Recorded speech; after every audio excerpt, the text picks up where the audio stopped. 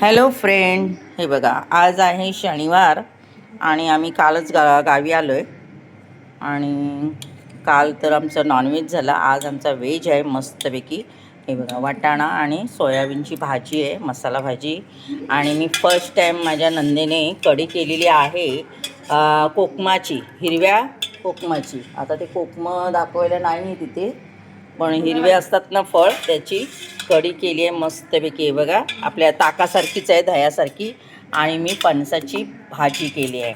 आज मी बसवलं आहे ना आमच्या सासूबाईंना साफ करायला आणि त्यांना, आणि मस्त भाजी केली आहे बघा. आणि फणस आमच्या बाजूचेच होते, पडला होता खाली.